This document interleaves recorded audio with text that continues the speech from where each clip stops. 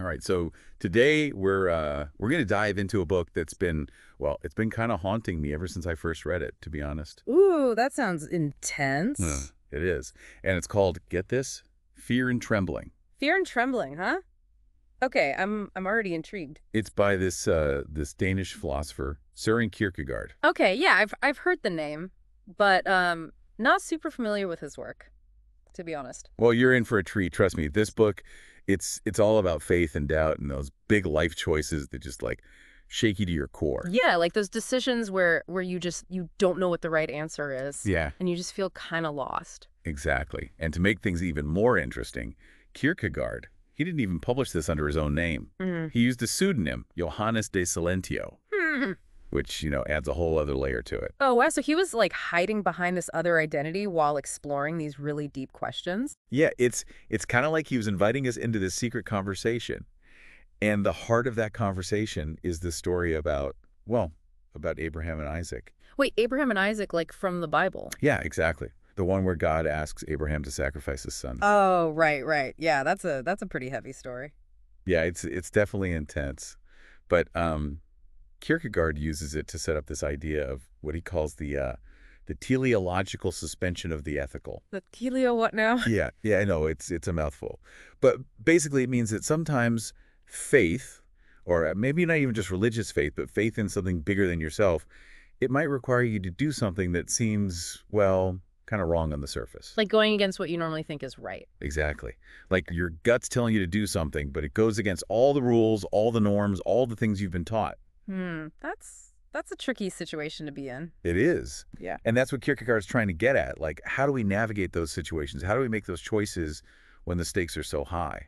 Yeah, how do we even know if we're making the right choice when it feels like we're breaking all the rules? Well, that's where he brings in these two figures, the Knight of Infinite Resignation and the Knight of Faith. Knights, like with armor and swords and stuff. Well, not literally, but he uses these figures to represent different ways of approaching those big life-altering decisions. Okay, so like two different paths you can take when you're faced with a really tough choice. Right. So the Knight of Infinite Resignation, they're the ones who are willing to give up everything, to sacrifice everything Right. for an ideal, for a cause.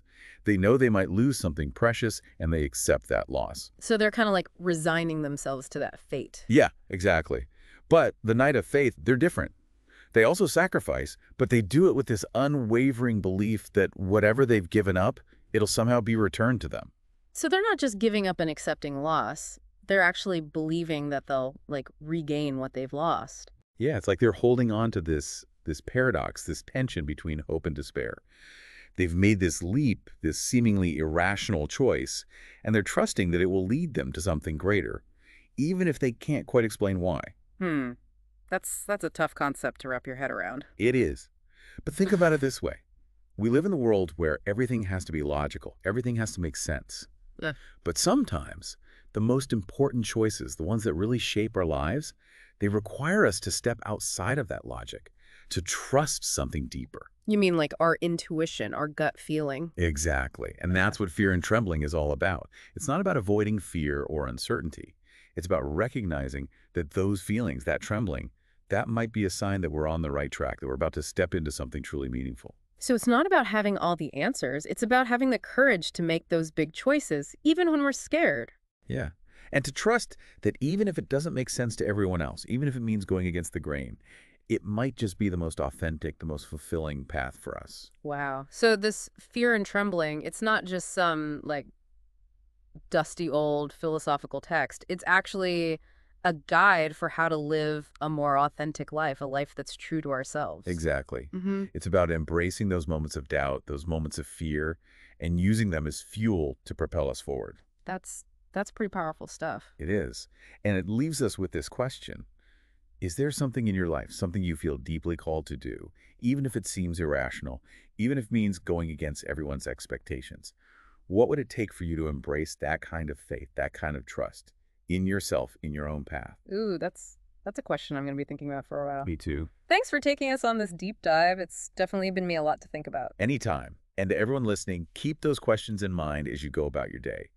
You never know what incredible journeys might be waiting just around the corner.